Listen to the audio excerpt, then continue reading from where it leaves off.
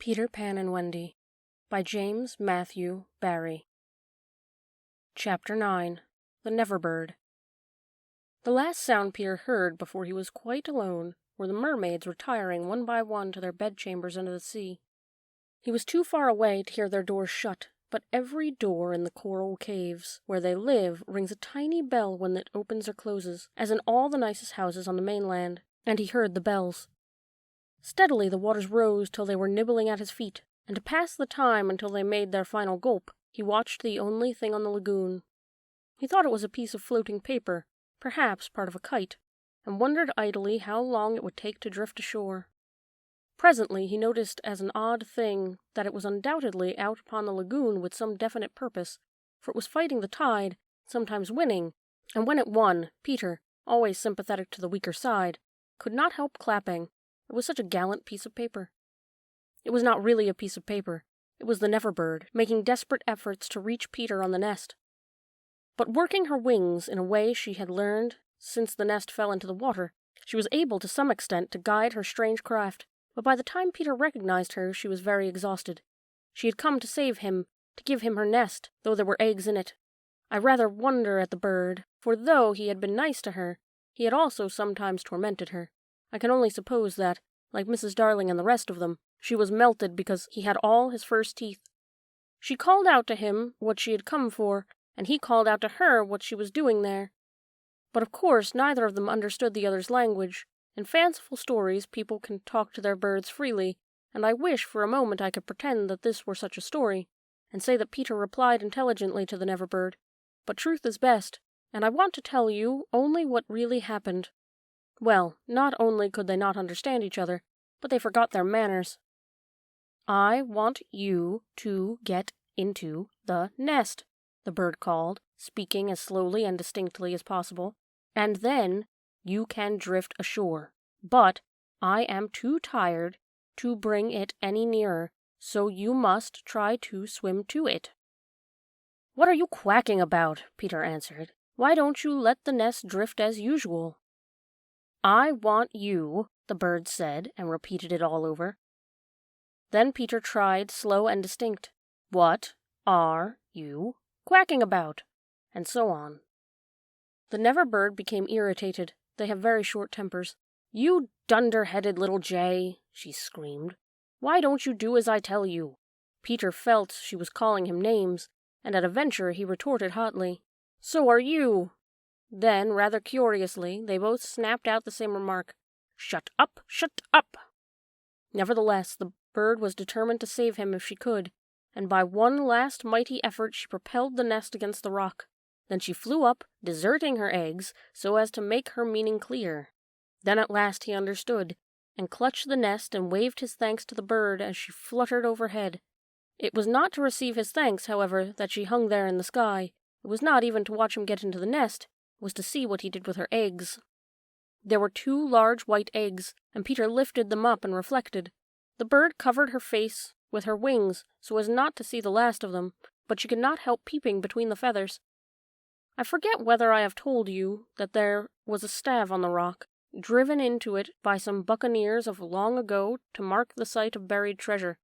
The children had discovered the glittering hoard, and, when in a mischievous mood, used to fling showers of moitas, diamonds, pearls, and pieces of 8 to the gulls, who pounced upon them for food, and then flew away, raging at the scurvy trick that had been played upon them. The stave was still there, and on it Starkey had hung his hat, a deep tarpaulin, watertight, with a broad brim. Peter put the eggs into this hat and set it out on the lagoon. It floated beautifully. The Never-Bird saw at once what he was up to, and screamed her admiration of him. And alas, Peter crowed his agreement with her. Then he got into the nest, reared the staff in it as a mast, and hung up his shirt for a sail. At the same moment the bird fluttered down upon the hat, and once more sat snugly on her eggs. She drifted in one direction, and he was borne off in another, both cheering. Of course, when Peter landed on the beach, his bark in a place where the bird would easily find it, but the hat was such a great success that she abandoned the nest. It drifted about till it went to pieces, and often Starkey came to the shore of the lagoon, and with many bitter feelings watched the bird sitting on his hat. As we shall not see her again, it may be worth mentioning here that all Neverbirds now build in that shape of nest, with a broad brim on which the youngsters take an airing. Great were the rejoicings when Peter reached the home under the ground almost as soon as Wendy, who had been carried hither and thither by the kite. Every boy had adventures to tell, but perhaps the biggest adventure of all was that they were several hours late for bed. This so inflated them that they did various dodgy things to get staying up still longer, such as demanding bandages. But Wendy, though glorying in having them all safe and sound again, was scandalized by the lateness of the hour and cried, to bed, in a voice that had to be obeyed. Next day, however, she was awfully tender, and gave out bandages to everyone, and they played till bedtime at limping about and carrying their arms in slings. Chapter 10. The Happy Home. One important result of the brush on the lagoon was that it made the Redskins their friends. Peter had saved Tiger Lily from a dreadful fate, and now there was nothing she and her braves would not do for him. All night they sat above, keeping watch over the home under the ground and awaiting the big attack by the pirates, which obviously could not be much longer delayed. Even by day they hung about, smoking the pipe of peace, and looking almost as if they wanted titbits to eat. They called Peter the Great White Father, prostrating themselves before him, and he liked this tremendously, so that it was not really good for him. "The Great White Father," he would say to them in a very lordly manner, as they grovelled at his feet, "is glad to see the Pickaninny warriors protecting his wigwam from the pirates." "Me Tiger Lily," that lovely creature would reply. "Peter Pan save me. Me his velly nice friend. Me no let pirates hurt him." She was far too pretty to cringe in this way, but Peter thought it his due, and he would answer condescendingly, "It is good. Peter Pan has spoken." Always, when he said, "Peter Pan has spoken," it meant that they must now shut up, and they accepted it humbly in that spirit, but they were by no means so respectful to the other boys, whom they looked upon as just ordinary braves. They said, "How do" to them, and things like that, and what annoyed the boys was that Peter seemed to think this was all right. Secretly, Wendy sympathized with them a little, but she was far too loyal a housewife to listen to any complaints against Father. "Father knows best," she always said, whatever her private opinion must be. Her private opinion was that the Redskins should not call her squaw. We have now reached the evening that was to be known among them as the Night of Nights, because of its adventures and their upshot. The day, as if quietly gathering its forces, had been almost uneventful, and now the Redskins in their blankets were at their posts above, while below the children were having their evening meal, all except Peter, who had gone out to get the time. The way you got the time on the island was to find the crocodile, and stay near him till the clock struck. The meal happened to be a make-believe tea, and they sat around the board, guzzling in their greed, and really, what with their chatter and recriminations, the noise, as Wendy said, was positively deafening. To be sure, she did not mind noise, but she simply would not have them grabbing things and then excusing themselves by saying that Toodles had pushed their elbow. There was a fixed rule that they must never hit back at meals, but should refer the matter of dispute to Wendy by raising the right arm politely and saying, "I complain of so-and-so." But what usually happened was that they forgot to do this, or did it too much. "Silence!" cried Wendy for the 20th time when she told them that they were not at all to speak at once. "Is your mug empty, Slightly, darling?" "Not quite empty, Mummy," Slightly said, after looking into an imaginary mug. "He hasn't even begun to drink his milk," Nibs interposed. This was telling, and Slightly seized the chance. "I complain of Nibs," he cried promptly. John, however, had held up his hand first. "Well, John, may I sit in Peter's chair, as he is not here?" "Sit in Father's chair, John?" Wendy was scandalized. "Certainly not." "He's not really our father," John answered. "He didn't even know how a father does till I showed him." This was grumbling. "We complain of John," cried the twins. Toodles held up his hand. He was so much the humblest of them, indeed he was the only humble one, that Wendy was specially gentle with him. "I don't suppose," Toodles said diffidently, "that I could be father." "No, Toodles." Once Toodles began, which was not very often, he had a silly way of going on. "As I can't be father," he said heavily, "I don't suppose, Michael, you would let me be baby?" "No, I won't," Michael rapped out. He was already in his basket. "As I can't be baby," Toodles said, getting heavier and heavier and heavier, "do you think I could be a twin?" No, indeed, replied the twins. It's awfully difficult to be a twin. As I can't be anything important, said Toodles, would any of you like to see me do a trick? No, they all replied. Then at last he stopped. I hadn't really any hope, he said. The hateful telling broke out again. Slightly is coughing at the table. The twins began with cheesecakes. Curly is taking both butter and honey. Nibs is speaking with his mouth full. I complain of the twins. I complain of Curly. I complain of Nibs. Oh dear, cried Wendy. I'm sure I sometimes think that spinsters are to be envied. She told them to clear away and sat down to her work-basket, a heavy load of stockings and every knee with a hole in it as usual. Wendy, remonstrated Michael, I'm too big for a cradle.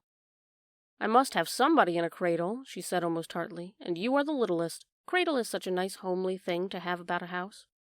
While she sewed, they played around her, such a group of happy faces and dancing limbs lit up by that romantic fire.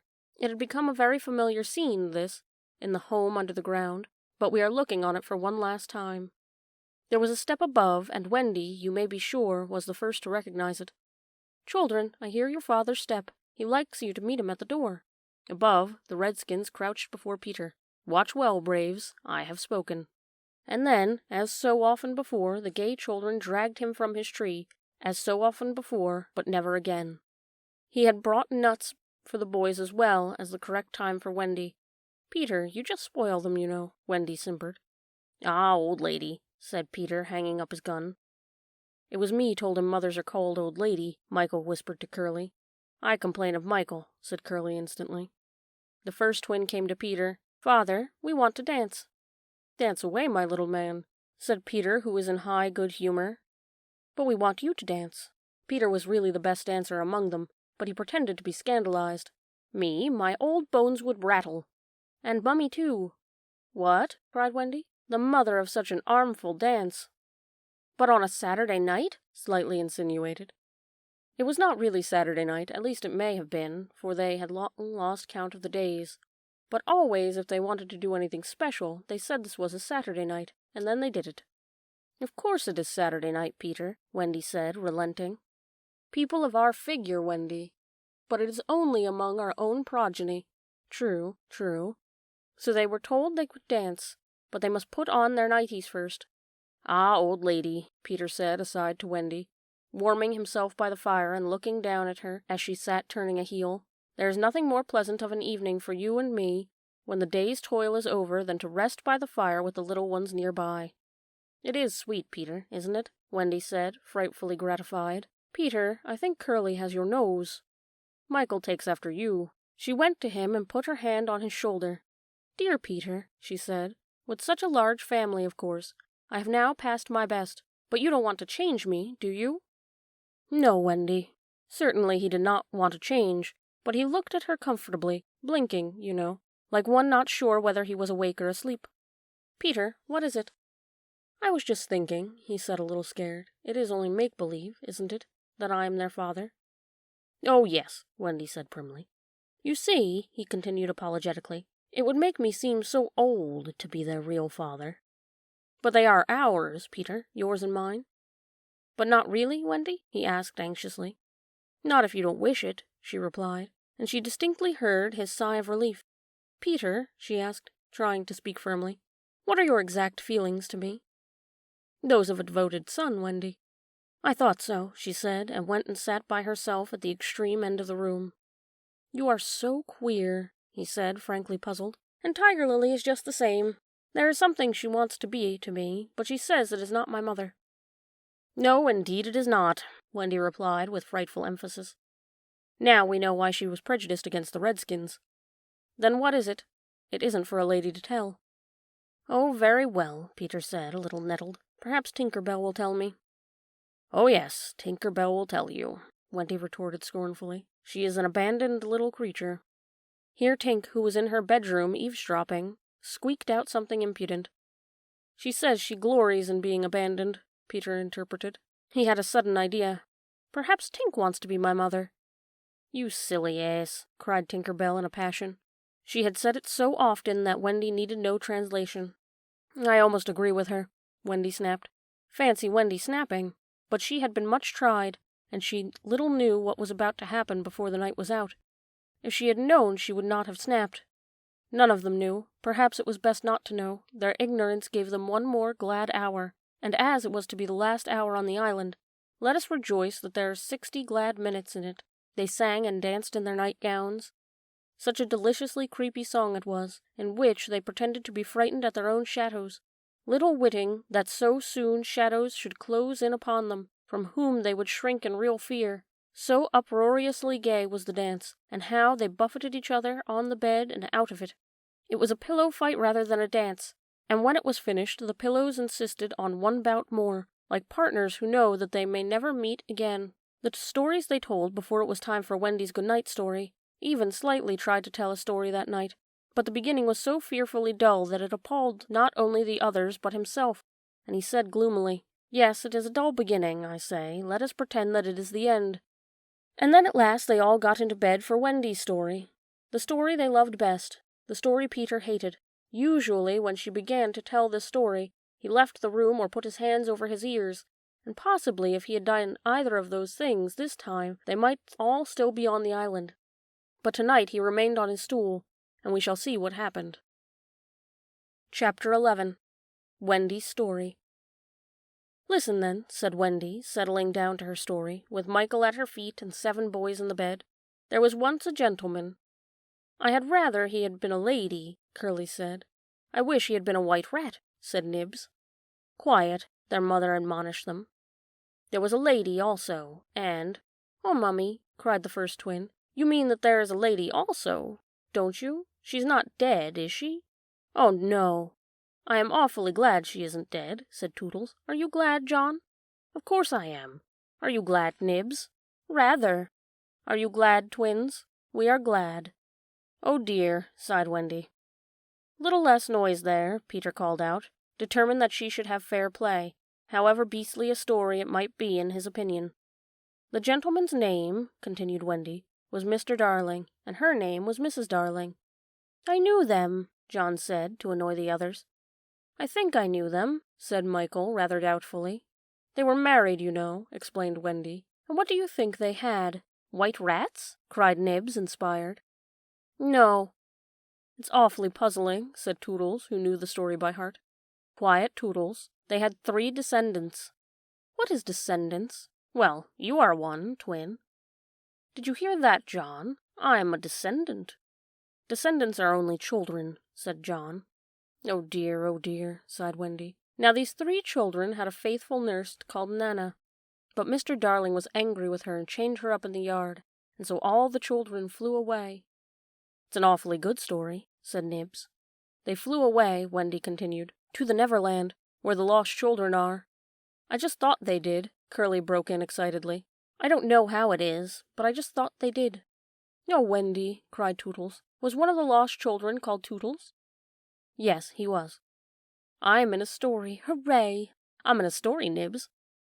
"Hush. Now I want you to consider the feelings of the unhappy parents with all their children flown away." "Oh," they all moaned, although they were not really considering the feelings of the unhappy parents one jot. "Think of the empty beds. Oh!" "It's awfully sad," the first twin said cheerfully. "I don't see how it can have a happy ending," said the second twin. "Do you, Nibs?" "I'm frightfully anxious." "If you knew how great is a mother's love," Wendy told him triumphantly, "you would have no fear." She had now come to the part that Peter hated. "I do like a mother's love," said Tootles, hitting Nibs with a pillow. "Do you like a mother's love, Nibs?" "I do just," said Nibs, hitting back.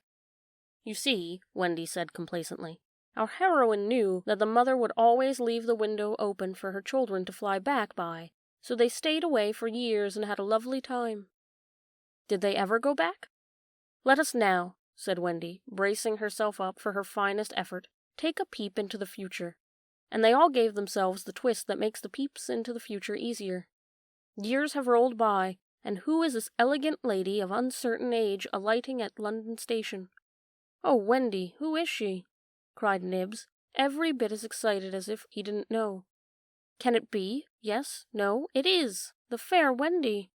"Oh!" "And who are the 2 noble portly figures accompanying her, now grown to man's estate? Can they be John and Michael? They are. Oh! See, dear brothers, says Wendy, pointing upward. There is the window still standing open. Ah, now we are rewarded for our sublime faith in a mother's love. So they flew up to their mummy and daddy, and pen cannot describe the happy scene over which we draw a veil. That was the story, and they were as pleased with it as the fair narrator herself. Everything just as it should be, you see. Off we skip like the most heartless things in the world, which is what children are, but so attractive, and we have an entirely selfish time, and then we have need of special attention we nobly return for it, confident that we shall be rewarded instead of smacked. So great indeed was their faith in a mother's love, that they felt they could afford to be callous for a bit longer. But there was one there who knew better, and when Wendy finished, he uttered a hollow groan. "What is it, Peter?" she cried, running to him, thinking he was ill. She felt him solicitously, lower down than his chest. "Where is it, Peter?" "It isn't that kind of pain," Peter replied darkly. "Then what kind is it?" "Wendy, you are wrong about mothers." They all gathered round him in a fright. So alarming was his agitation, and with a fine candour he told them what he had hitherto concealed. "Long ago," he said, "I thought, like you, that my mother would always keep the window open for me, so I stayed away for moons and moons and moons, and then flew back. But my window was barred, for my mother had forgotten all about me, and there was another little boy sleeping in my bed." I'm not sure that this was true, but Peter had thought it was true, and it scared them. "Are you sure mothers are like that?" "Yes." So this was the truth about mothers, the toads. Still, it is best to be careful, and no one knows so quickly as a child when he should give in. "Wendy, let us go home," cried John and Michael together. "Yes," she cried, clutching them. "Not tonight," asked the lost boys, bewildered. They knew in what they called their hearts that one can get on quite well without a mother, and that it is only the mothers who think you can't. At once, Wendy replied resolutely, for the horrible thought had come to her. Perhaps mother is in half mourning by this time. This dread made her forgetful of what must be Peter's feelings, and she said to him rather sharply, "Peter, will you make the necessary arrangements?" "If you wish," he replied, as coolly as she had asked him to pass the nuts. Not so much as a sorry to lose you between them. If she did not mind the parting, he was going to show her that neither did he. But of course he cared very much. He was so full of wrath against grown-ups, who, as usual, were spoiling everything, that as soon as he got inside his tree he breathed intentionally quick, short breaths, at a rate of about 5 to a second. He did this because there is a saying in the Neverland that, every time you breathe, a grown-up dies. And Peter was killing them off vindictively as fast as possible. Then, having given the necessary instructions to the Redskins, he returned to the home, where an unworthy scene had been enacted in his absence. Panic-stricken at the thought of losing Wendy, the lost boys had advanced upon her threateningly. "It will be worse than before she came," they cried. "We shan't let her go. Let's keep her prisoner, aye, chain her up." In her extremity, an instinct told her to which of them to turn. "Tootles," she cried, "I appeal to you." Was it not strange she appealed to Tootles? Quite the silliest one. Grandly, however, Tootles did respond. For that one moment he dropped his silliness and spoke with dignity. "I am just Tootles," he said, "and nobody minds me, but the first who does not behave to Wendy like an English gentleman, I will blood him severely." He drew back his hanger, and for that instant his sun was at noon. The others held back uneasily. Then Peter returned, and they saw at once that they would get no support from him. He would keep no girl in Neverland against her will. "Wendy," he said, striding up and down, "I've asked the Redskins to guide you through the wood, as flying tires you so." "Thank you, Peter." "Then," he continued, in the sharp, short voice of one accustomed to be obeyed, "Tinker Bell will take you across the sea. Wake her, Nibs." Nibs had to knock twice before he got an answer, though Tink had really been sitting up in bed listening for some time. "Who are you? How dare you? Go away!" she cried. "You are to get up, Tink," Nibs called, "and take Wendy on a journey." Of course, Tink had been delighted to hear that Wendy was going, but she was jolly well determined not to be her courier, and she said so in still more offensive language. Then she pretended to be asleep again. "She says she won't," Nibs exclaimed, aghast in such insubordination. Whereupon Peter went sternly to the young lady's chamber. "Tink," he rapped out, "if you don't get up and dress at once, I will open the curtains, and then we shall all see you in your negligee." This made her leap to the floor. "Who said I wasn't getting up?" she cried. In the meantime, the boys were gazing very forlornly at Wendy, now equipped with John and Michael for the journey. By this time they were dejected, not merely because they were about to lose her, but also because they felt she was going off to something nice in which they had not been invited. Novelty was beckoned to them as usual. Crediting them with a nobler feeling, Wendy melted. "Dear ones," she said, "if you will all come with me, I feel almost sure I can get my father and mother to adopt you." The invitation was meant specially for Peter, but each of the boys was thinking exclusively of himself, and at once they jumped with joy. "But won't they think us rather a handful?" Nibs asked in the middle of his jump. "Oh no," said Wendy, rapidly thinking it out. "It will only mean having a few beds in the drawing-room. They can be hidden behind screens on first Thursdays." "Peter, can we go?" they all cried imploringly. They took it for granted that if they went he would go also, but really they scarcely cared. Thus children were ever ready, when novelty knocks, to desert their dearest ones. "All right," Peter replied with a bitter smile, and immediately they rushed to get their things. "And now, Peter," Wendy said, thinking she had put everything right, "I am going to give you your medicine before you go." She loved to give them medicine, and undoubtedly gave them too much. Of course it was only water, and it was out of a bottle, but she always shook the bottle and counted the drops, which gave it a certain medicinal quality. On this occasion, however, she did not give Peter his draught, for just as she had prepared it, she saw a look on his face that made her heart sink. "Get your things, Peter," she cried, shaking. "No," he answered, pretending indifference. "I'm not going with you, Wendy." "Yes, Peter." "No." To show that her departure would leave him unmoved, he skipped up and down the room, playing gaily on his heartless pipes. She had to run about after him, though it was rather undignified. "To find your mother," she coaxed.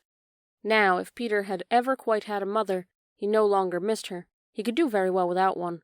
He had thought them out, and remembered only their bad points.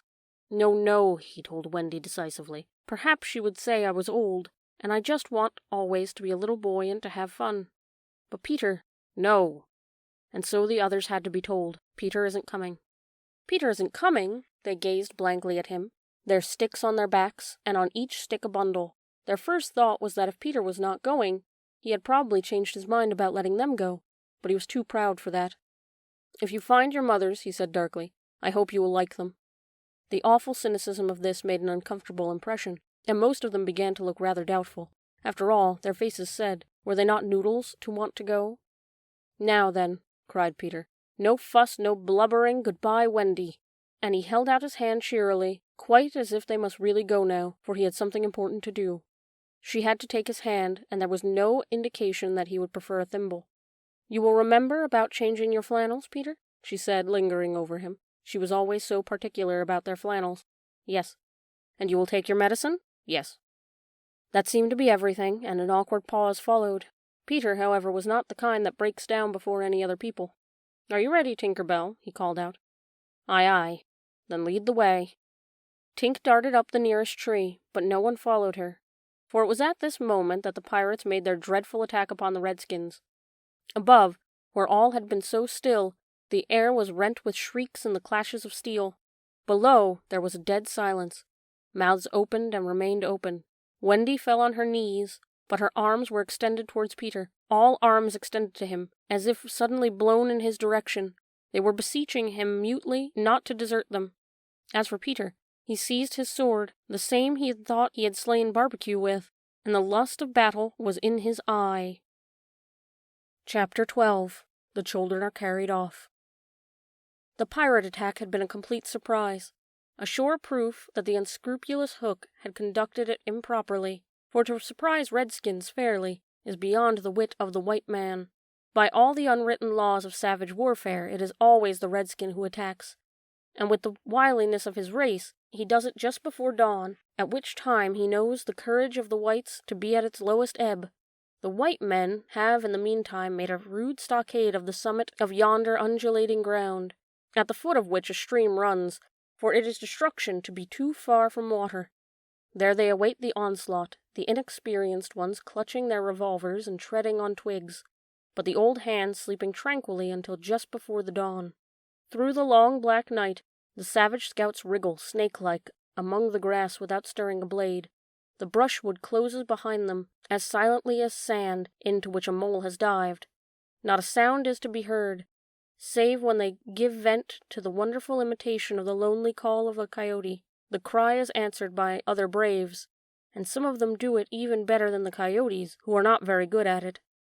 So the chill hours wear on, and the long suspense is horribly trying to the pale-face who has to live through it for the first time, but to the trained hand those ghastly calls and still ghastlier silences are but an intimation of how the night is marching.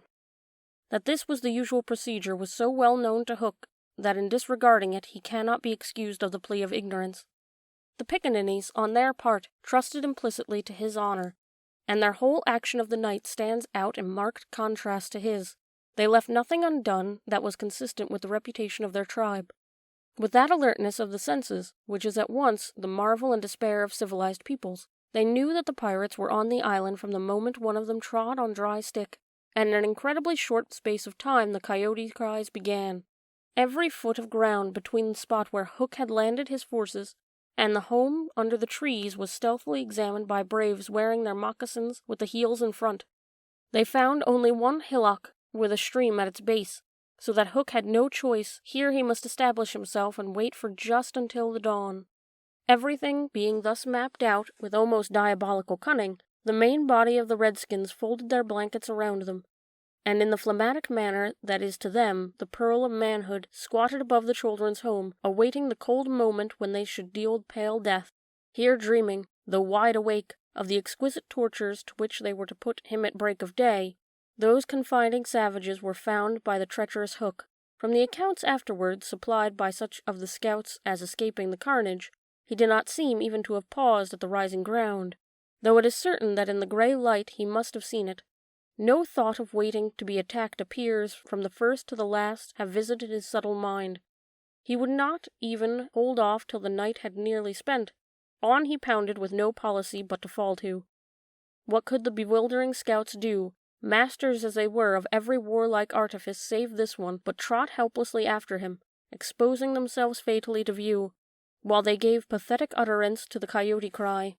Around the brave Tiger Lily were a dozen of her stoutest warriors, and they suddenly saw the perfidious pirates bearing down upon them.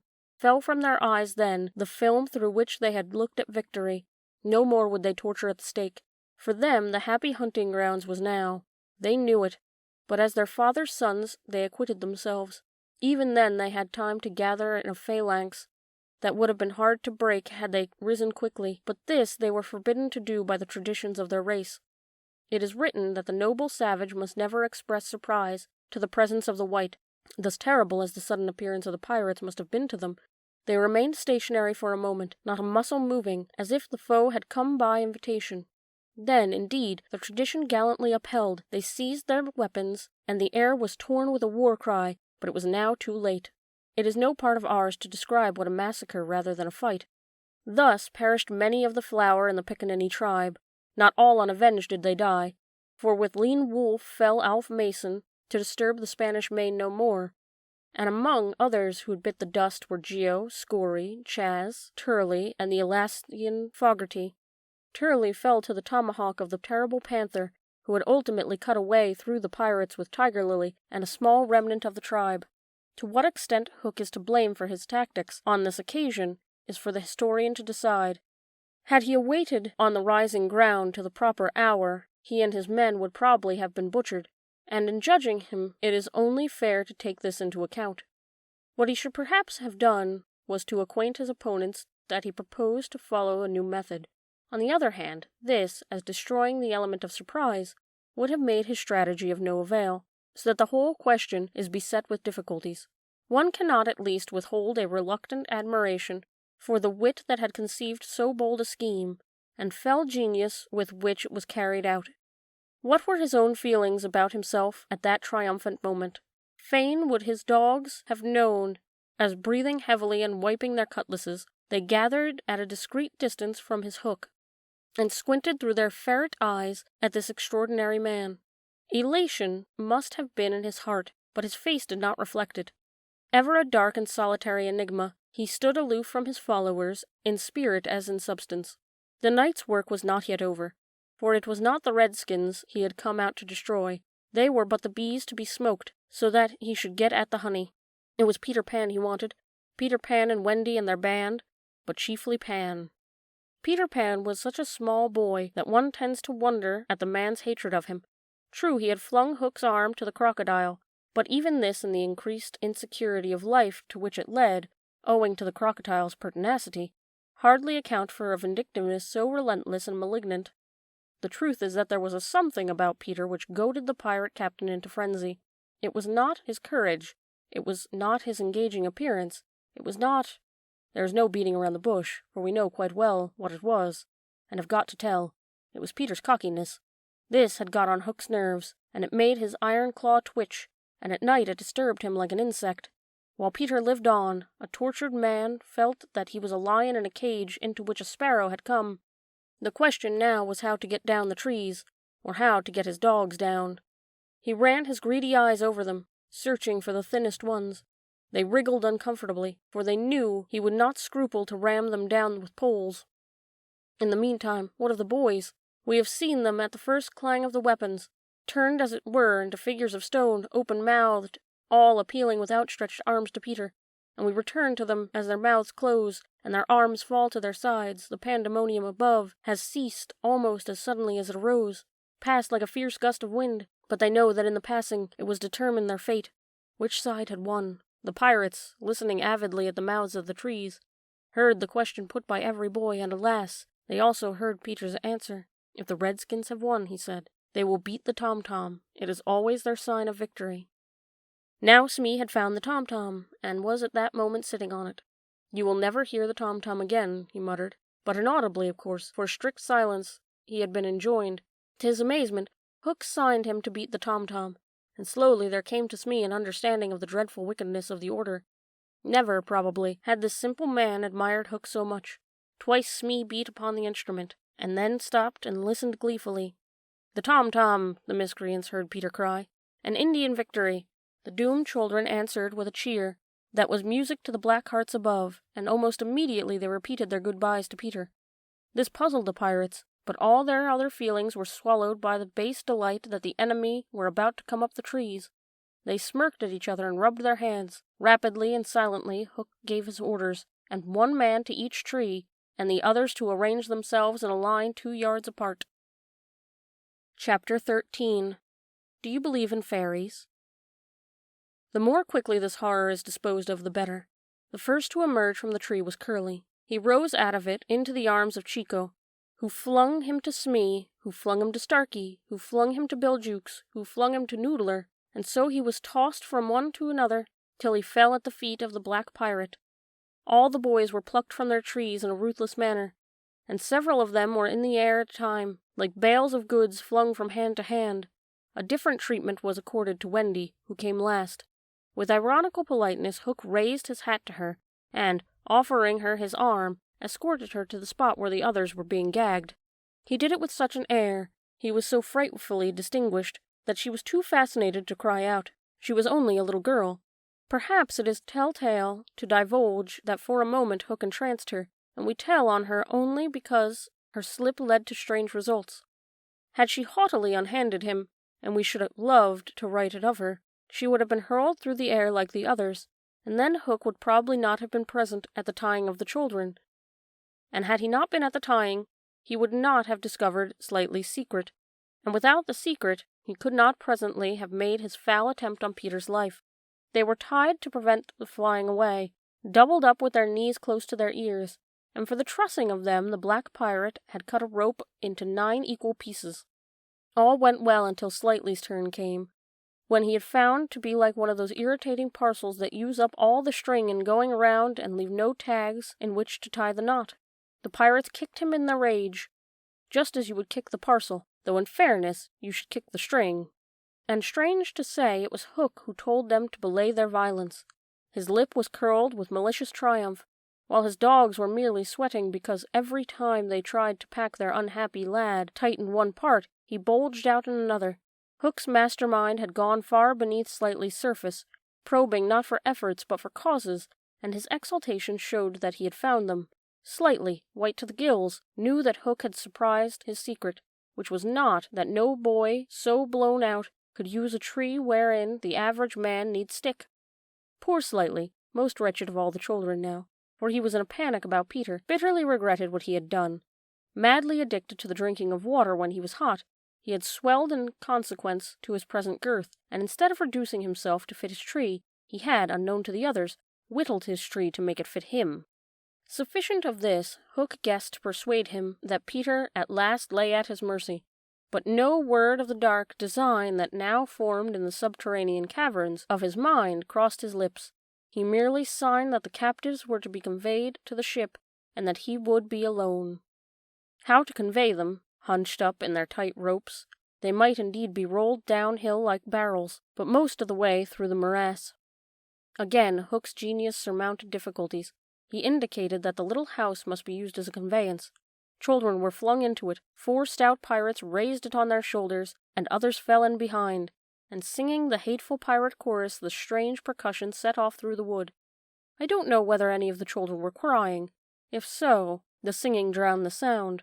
But as the little house disappeared into the forest, a brave, though tiny jet of smoke issued from its chimney as if to defy Hook. Hook saw it, and it did Peter a bad service. It dried up any trickle of pity for him that may have remained in the pirate's infuriated breast.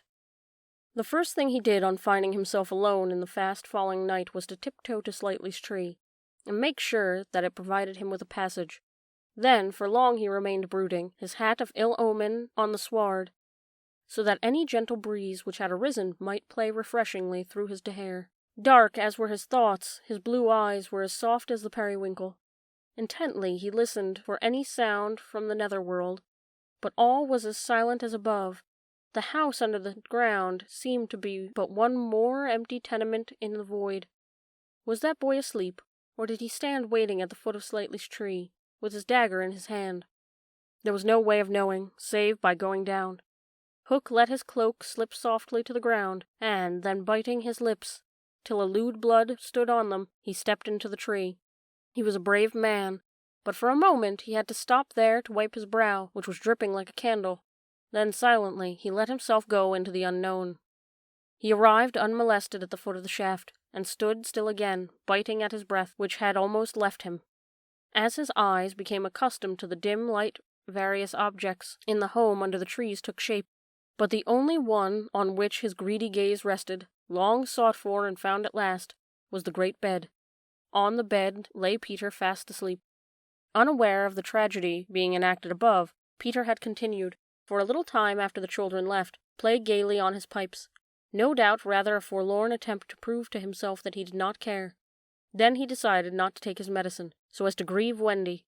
Then he lay down on the bed outside the coverlet, to vex her still more, for she had always tucked them inside it, because you never know that you may not grow chilly at the turn of the night. Then he nearly cried, but it struck him how indignant she would be if he laughed instead, so he laughed a haughty laugh and fell asleep in the middle of it. Sometimes, though not often, he had dreams, and they were more painful than the dreams of the other boys. For hours he could not be separated from these dreams, though he wailed piteously in them. They had to do, I think, with the riddle of his existence. At such times it had been Wendy's custom to take him out of bed and sit with him on her lap, soothing him in dear ways of her own invention, and when he grew calmer, to put him back in bed before he quite woke up, so that he would not know of the indignity to which she had subjected him. But on this occasion he had fallen at once into a dreamless sleep. One arm dropped over the edge of the bed, one leg was arched, and the unfinished part of his laugh was stranded in his mouth, which was open, showing the little pearls. Thus, defenseless, Hook found him. He stood silent at the foot of the tree across the chamber at his enemy. Did no feeling of compassion disturb his sombre breast? The man was not wholly evil. He loved flowers, I have been told, and sweet music. He was himself no mean performer on the harpsichord, and, let it be frankly admitted, the idyllic nature of the scene stirred him profoundly. Mastered by his better self, he would have returned reluctantly up the tree, but for one thing. What stayed him was Peter's impertinent appearance as he slept. The mouth open, the drooping arm, the arched knee, they were such a personification of cockiness as, taken together, will never again, one may hope, be presented to eyes so sensitive to their offensiveness. They steeled Hook's heart. If his rage had broken him into 100 pieces, every one of them would have disregarded the incident, and leapt at the sleeper.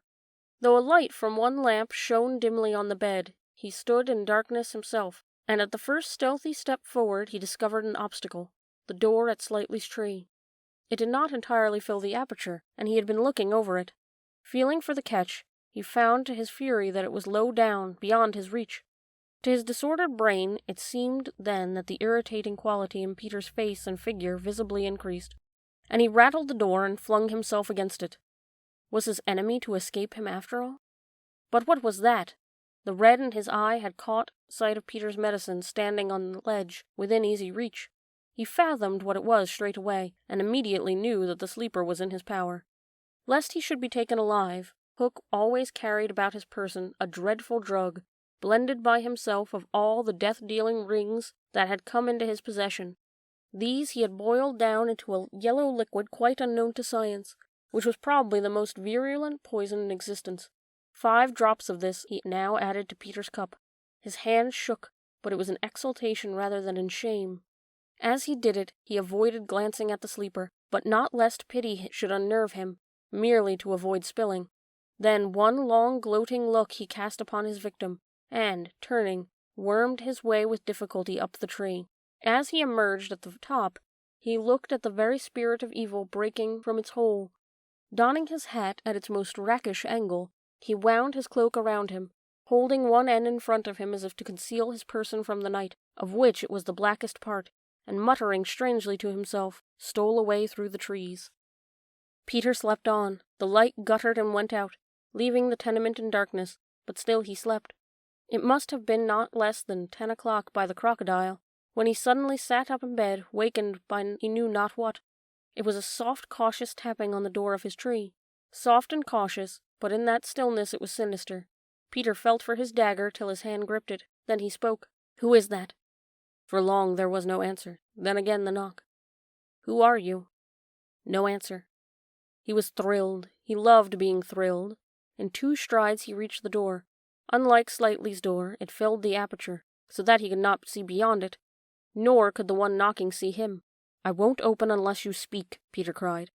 Then at last the visitor spoke, in a lovely bell-like voice. "Let me in, Peter." It was Tink, and quickly he unbarred her. She flew in excitedly, her face flushed and her dress stained with mud. "What is it?" "Oh, you can never guess," she cried, and offered him 3 guesses. "Out with it," he shouted, and in one ungrammatical sentence, as long as the ribbons that conjurers pull from their mouths, she told of the capture of Wendy and the boys. Peter's heart bobbed up and down as she listened. Wendy bound and on the pirate ship, she who loved everything to be just so. "I'll rescue her," he cried, leaping at his weapons.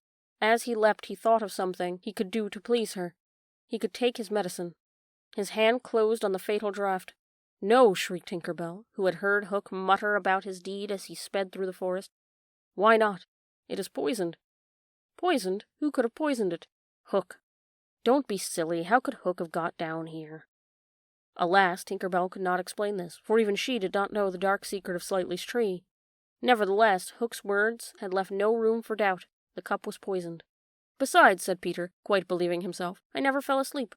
He raised the cup. No time for words now, time for deeds, and with one of her lightning movements, Tink got between his lips and the draught, and drained it to the dregs.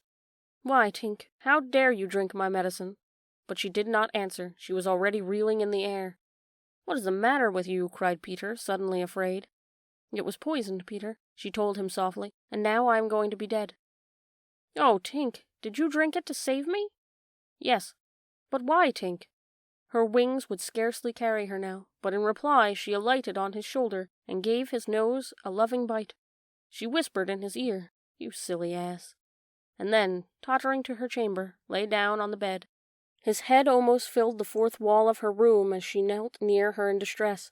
Every moment her light was growing fainter, and he knew that if it went out she would be no more. She liked his tears so much that she put out her beautiful finger and let them run over it. Her voice was so low that at first he could not make out what she said. Then he made it out. She was saying that she thought she could get well again if children believed in fairies. Peter flung out his arms. There were no children there, and it was night time. But he addressed all who might be dreaming in Neverland, and who were therefore nearer to him than you think, boys and girls in their nighties, and naked papooses in their baskets hung from trees. "Do you believe?" he cried. Tink sat up in bed, almost briskly to listen to her fate. She fancied she heard answers in the affirmative, and then again she wasn't sure. "What do you think?" she asked Peter. "If you believe," he shouted them, "clap your hands. Don't let Tink die." Many clapped. Some didn't. A few beasts hissed. The clapping stopped suddenly, as if countless mothers had rushed to their nurseries to see what on earth was happening. But already Tink was saved. First her voice grew strong, and then she popped out of bed. Then she was flashing through the room, more merry and impudent than ever. She never thought of thanking those who believed, but she would have liked to get at the ones who had hissed. And now to rescue Wendy. The moon was riding in a cloudy heaven when Peter arose from his tree. Begirt with weapons and wearing little else, he set out on his perilous quest. It was not such a night as he would have chosen. He had hoped to fly, keeping not far from the ground so that nothing unwonted should escape his eyes. But in that fitful light to have flown low would have meant trailing his shadow through the trees, thus disturbing birds and acquainting a watchful foe that he was astir. He regretted now that he had given the birds on the island such strange names that they are very wild and difficult to approach. There was no other course than to press forward in redskin fashion, at which happily he was adept. But in what direction? For he could not be sure that the children had been taken to the ship. A light fall of snow had obliterated all footmarks, and a deathly silence pervaded the island, as if for a space nature stood still in horror of the recent carnage. He had taught the children something of the forest lore, that he had himself learned from Tiger Lily and Tinker Bell, and knew that in their dire hour they were not likely to forget it. Slightly, if he had an opportunity, would blaze the trees, for instance, and Curly would drop seeds, and Wendy would leave her handkerchief at some important place. The morning was needed to search for such guidance, but he could not wait. The upper world had called him, but would give no help. The crocodile passed him, but not another living thing, not a sound, not a movement, and yet he knew well that sudden death might be at the next tree, or stalking him from behind. He swore this terrible oath, "Hook or me this time." Now he crawled forward like a snake, and, again erect, he darted across the space on which the moonlight played, one finger on his lip, and his dagger at the ready. He was frightfully happy.